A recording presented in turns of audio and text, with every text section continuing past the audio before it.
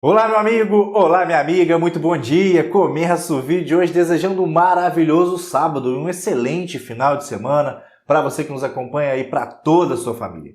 Dito isso, vamos então aqui às nossas clássicas atualizações do dia. Pois é, hoje eu vou falar sobre o calendário completo de pagamento de hoje da sétima e última parcela do auxílio emergencial. Sim, é verdade, eu sei, hoje é sábado, mas tem pagamento disponível. É verdade, é só consultar o Caixa Tem. Vamos ver também o pronunciamento feito depois de muita polêmica, muita intriga e até demissões pelo presidente Bolsonaro e pelo ministro da Economia, o ministro Paulo Guedes, explicando como vai funcionar o pagamento do Auxílio Brasil e como o governo vai conseguir viabilizar o novo programa social. Além disso, vamos entender o que ocorreu nos bastidores.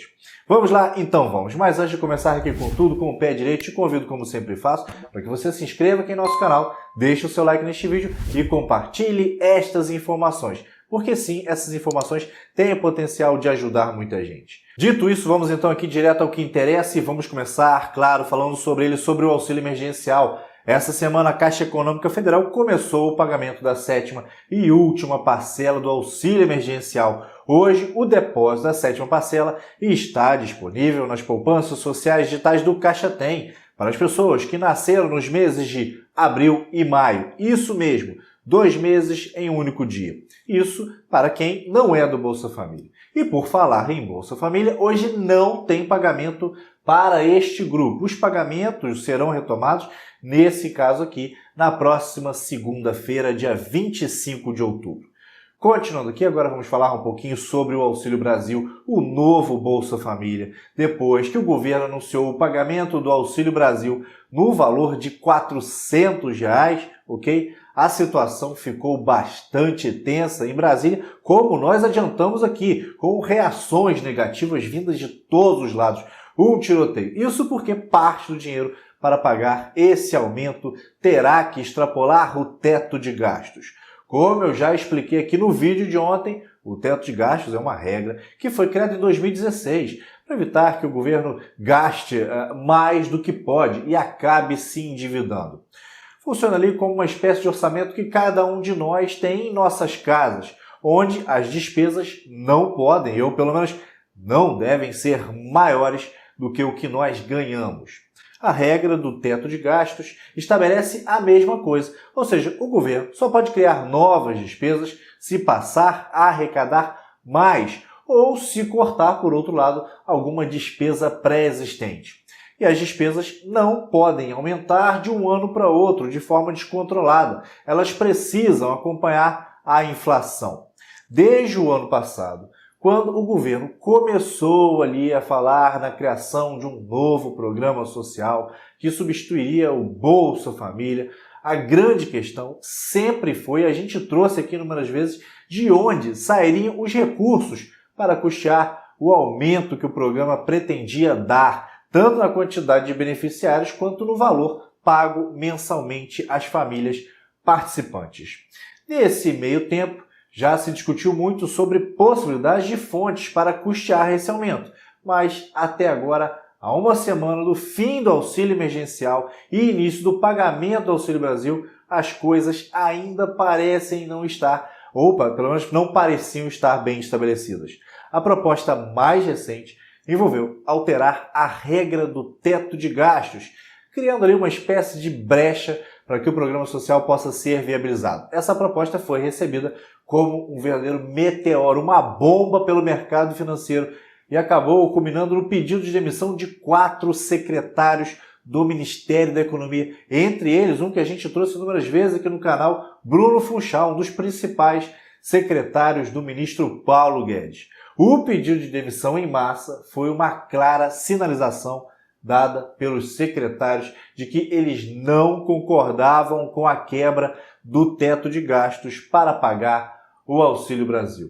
Não é que eles fossem contra o Auxílio Brasil, mas, na visão deles, o dinheiro deveria ser tirado de outro lugar e não extrapolar a dívida para pagar o aumento do novo programa social. Houve, inclusive, rumores de que o próprio ministro Paulo Guedes sairia do governo, e acredito eu que isso chegou bem próximo de acontecer. Na tentativa de acalmar os ânimos, o presidente Bolsonaro e o ministro Paulo Guedes tiveram uma conversa privada e depois resolveram falar com a imprensa no dia de ontem. Vamos ouvir o que eles disseram, olha só.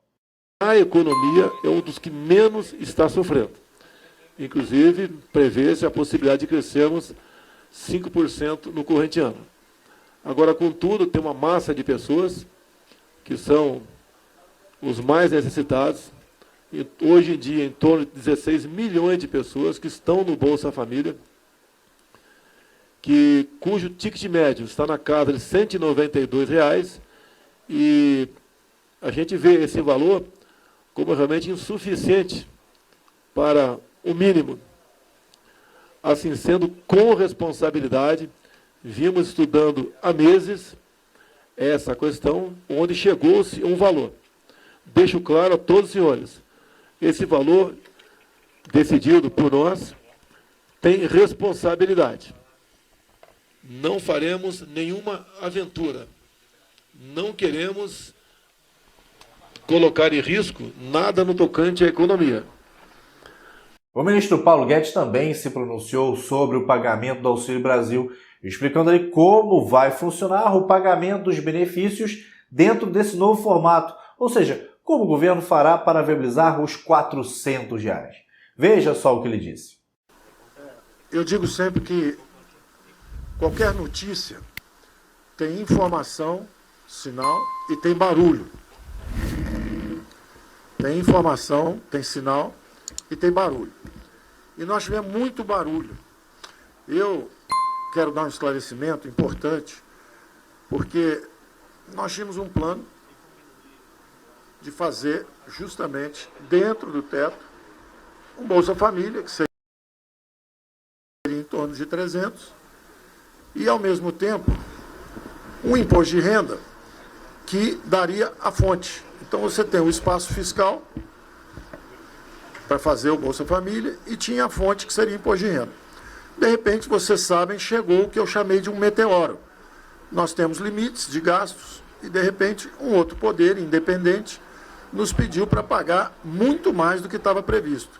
Nós tínhamos que tomar uma decisão, o presidente tomou a decisão correta. Nós vamos simplesmente inviabilizar os programas sociais? Não. Nós temos que conversar com o Supremo, temos que conversar com o Congresso e elaboramos. O presidente Arthur Lira, o presidente Pacheco, o Executivo, ouvindo o ministro do Supremo, elaboramos o que seria uma PEC dos precatórios. Essa PEC dos precatórios, na verdade, é o seguinte: todos os brasileiros, todos os pequenininhos que têm causas, recebem o seu dinheiro. Pensão alimentar, todo mundo recebe. Agora, os maiores, normalmente tem bancos, advogados envolvidos no tratamento desses precatórios. Nós desenhamos uma PEC que é transformadora, porque, de um lado, ela permite a expansão do nosso programa social. E, de outro lado, ela vira uma ferramenta para acelerar a transformação do Estado brasileiro.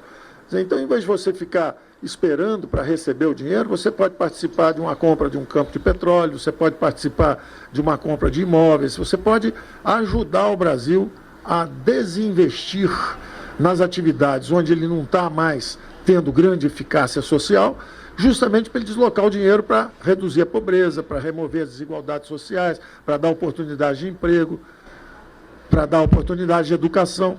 Então, nós já tínhamos um Bolsa Família pronto quando fomos atingidos pelo meteoro.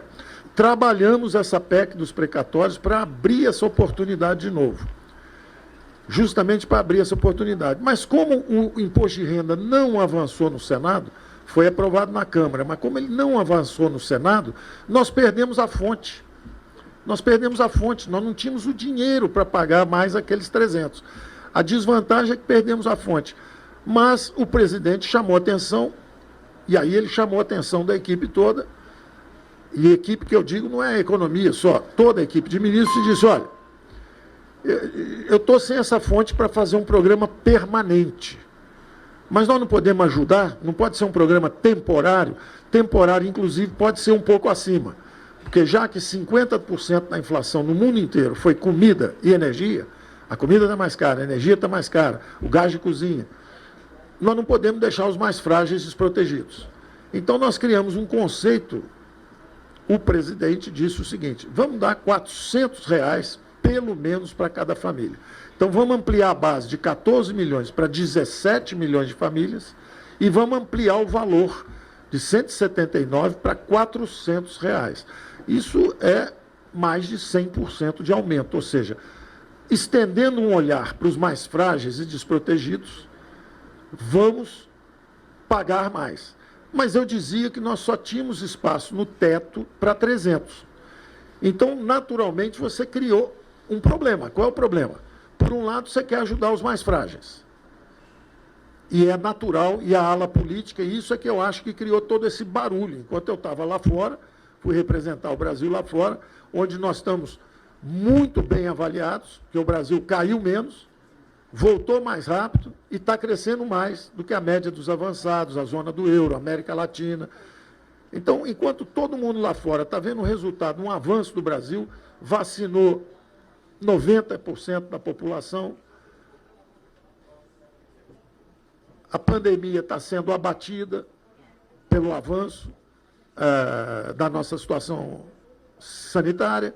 Quando o Brasil tem tudo para retomar o crescimento, 500 bilhões de investimentos já contratados, meio trilhão já contratados para os próximos anos, o Brasil vai crescer mais do que as previsões para o ano que vem. O Brasil vai crescer bem mais do que as previsões estão sendo feitas. Mas, enquanto eu estou fazendo isso lá fora, naturalmente, a política começa a sacudir. E o dinheiro dos mais frágeis? Nós estamos sem imposto de renda. Se estamos sem imposto de renda, nós vamos precisar tirar dinheiro de algum lugar. E se for 400? Bom, mas aí fura o teto. Aí começa aquele balança e começa a barulheira. E aí começa uma aparente briga entre a ala política e a ala econômica. Evidente que um governo, e essa é a dificuldade do presidente, ao mesmo tempo o mérito de um bom presidente, é saber pesar as duas coisas. Então tem uma ala política que pede, vão dar um auxílio de 500, 600, 700. E tem uma ala econômica que fala, olha, só temos até 300. O teto é só até 300. Ora, deve haver uma linha do meio entre essa austeridade financeira, de um lado, esse compromisso com as futuras gerações. O Brasil fez isso o tempo inteiro. O Brasil, não faltou dinheiro para a saúde, mas o Brasil é o país que menos cresceu a dívida, combateu com maior eficácia. Gastou bastante, gastou o dobro dos emergentes, 10% acima da média dos avançados, mas a dívida não subiu tanto, porque nós soubemos combater isso, desinvestindo em outras áreas para ajudar o social. Então o presidente traçou a linha, falou, olha, vamos até 400. Não são os 600 que a ala econômica, que a ala política pode querer ter, mas também nós precisamos arrumar um dinheiro extra aí. E aí tem uma sutileza, que é o seguinte: como não há uma fonte permanente era os 300, é o que cabe dentro do teto. Mas como não há essa fonte permanente, porque o imposto de renda não andou, ele empossou no Senado, como ele não andou, o governo não podia ficar parado. O presidente tem que dizer, olha, eu não vou deixar de assistir os mais frágeis, vai acabar o auxílio emergencial, como é que nós vamos ficar? Nós precisamos da solução. Como a solução tecnicamente correta não funcionou, e a situação dos mais frágeis piorou, porque a inflação, como disse o presidente, comida subiu, energia subiu, nós vamos ter que gastar um pouco mais. E aí começamos a construir isso juntos. Inclusive, os dois, os nossos secretários que pediram para sair, eles saíram, é natural. O jovem é secretário do Tesouro, está tomando conta lá do Tesouro, o outro é secretário da Fazenda, tomando conta da Fazenda. Eles querem que fique no 300, que fique dentro do teto. A ala política, naturalmente, olhando para fragilidades dos mais vulneráveis, diz, olha, nós precisamos gastar um pouco mais. Deve haver uma linha de equilíbrio aí.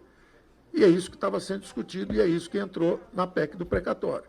Entrou o seguinte, olha, vamos, então, botar os 400, mas aí precisamos, para esse olhar, como é que nós vamos atender? Porque ninguém vai questionar esses R$ 400 para os mais frágeis. Subiu o preço da comida, subiu o preço do gás de cozinha.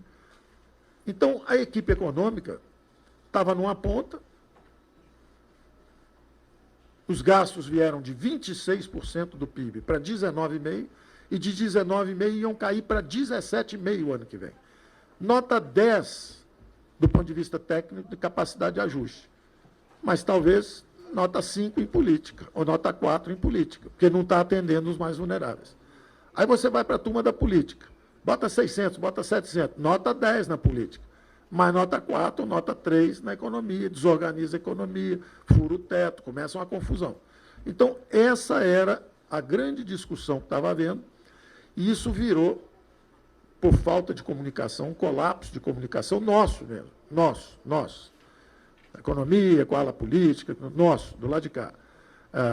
E de uma certa falta de boa vontade e tolerância conosco. Nosso governo é um governo que tem sofrido disso. Então, o resultado, isso virou uma guerra intestina, que está todo mundo brigando com todo mundo quer sair, etc. Nós entendemos, os mais jovens, que dizem, olha, a linha é aqui, não pode furar o teto. Nós entendemos a política que diz o seguinte, olha, o teto é um símbolo de austeridade, é um símbolo de compromisso com as gerações futuras. Mas nós não vamos deixar milhões de pessoas passarem fome para tirar 10 em política fiscal e tirar 0 em assistência aos mais frágeis. Como nós temos que manter a nossa trajetória de consolidação fiscal, o que nós estamos fazendo? Gastamos 26,5 durante a crise, 19,5 esse ano, e em vez de 17,5 o ano que vem, tirar 10 em fiscal e 0 em preocupação social, deixa gastar um pouco mais, e aí eu falava, um pouco mais de 30 bilhões para atender tudo isso.